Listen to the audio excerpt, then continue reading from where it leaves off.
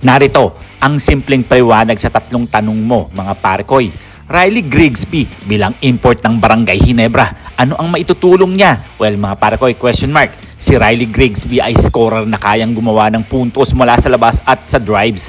Ayon sa ulat, bibigyan siya ni Coach Tim Cone ng humigit kumulang 4 na linggo para patunayan na siya ang tamang import para sa Barangay Ginebra. Kung mag-click ang laro niya, ito ang maitutulong niya, mga parkoy. Dagdag puntos lalo na kapag nagpapahinga si Scott Thompson at iba pang pangunahing players. Mahusay sa 3-point shooting kaya luluwag ang depensa para sa mga kakampi. Mabilis ang transition offense bagay sa sistema ng Barangay Ginebra. May kakayahang gumawa ng sariling tira kapag dikitan ang laban. Ang tanong lang ay kung makakaangkop siya sa triangle offense ni Coach Tim Cone. Kung mabilis siyang maka-adjust, malaki ang maitutulong niya. Kung hindi, posible ring palitan siya ng ibang import. Well, alam natin na si Grigsby ay may malaking trabaho para sa Barangay Ginebra. Well, dumako naman tayo dito kay Jamie Malonzo. Wala na ba talaga siya sa Barangay Ginebra? Question mark, mga parkoy.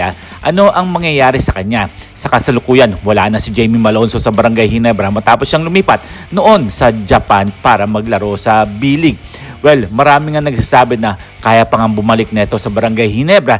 Hindi ibig sabihin neto na tapos ang karir niya. Posibleng magpatuloy siya sa paglalaro sa ibang liga. Bumalik sa PBA sa hinaharap kung magkakaroon ng pagkakataon o mapunta sa ibang koponan, depende sa magiging sitwasyon ng kontrata niya. Sa ngayon wala pang opisyal na balita na babalik sa Barangay Ginebra ngayong season. Ang anumang kumakalat sa social media ay nananatiling haka-haka hanggat walang opisyal na anunsyo. Alam naman natin na gustong-gusto na rin na bumalik ni Jamie Malonzo sa Barangay Ginebra para may pagpatuloy ang kanyang karir. At syempre, marami nga nagsasabi na napanghinayang dahil si Jamie Malonzo nga ang unang nang iwan sa Barangay Ginebra. Well, alam naman natin kung ilang taon siya maghihintay para makabalik ulit sa PBA. Well, alam nyo na yan. Siyempre, 3 taon yan, mga parkoy. Kayo, ano ang inyong masasabi dito kay Jamie Malonzo? Posibleng makabalik kaya siya sa Barangay Ginebra o mapaglaro siya sa ibang koponan sa PBA or mapupunta siya at huhugutin ng MPBL para may pagpatuloy niya ang paglalaro niya at ang mapagpatuloy niya rin ang kanyang karir. Well, nakakapanghinayang lang din dahil malaki talaga ang maitutulong nito ni Jamie Malonzo sa mga ibang koponan o sa Barangay Ginebra. Pero mga parkoy, sa ngayon medyo malabo-labo pa yan. 50-50 kung makapaglaro pa siya sa Barangay Ginebra dahil alam naman natin once na iniwan mo ang Barangay Ginebra wala ka na rin babalikan, katulad nga nila Greg Slaughter. Well, kayo, mga parkoy, ano ang inyong masasabi dito at ano ang inyong may papaliwanag dahil nga sa nangyari dito kay Jamie Malonzo? Talagang maaasahan pa to, pero ganyan talaga ang nangyayari sa PBA. Well, ito pag-usapan naman natin itong player ng Rain or Shine na si Gian Mamuyak. Seryoso bang mapupunta siya sa Barangay Ginebra? Sa ngayon wala pang opisyal na trade offer man na nagsasabing mapupunta si Gian Mamuyak sa Ginebra. May mga usap-usapan at content sa social media tungkol sa posibilidad ng trade, pero rumors pa lang ang mga ito at wala pang kumpirmasyon mula sa PBA o sa mga koponan.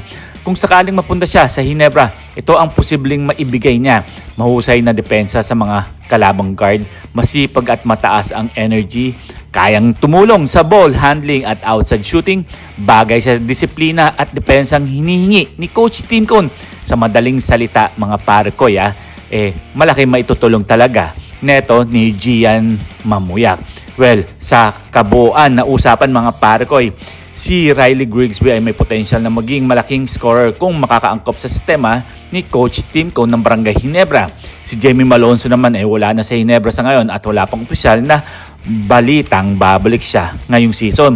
Gian Mamuyak, puro espekulasyon pa lamang ang paglipat niya sa Ginebra wala pang opisyal na kumpirmasyon. Well, alam niyo naman ang PBA at ang Barangay Ginebra kung kinakailangan at kung gusto nila ang isang player, gagawa nga sila ng paraan. Well, kayo mga Parkoy, ano ang inyong masasabi dito sa tatlong player na to? Posible kayang may mailalabas o maitutulong sa Barangay Ginebra?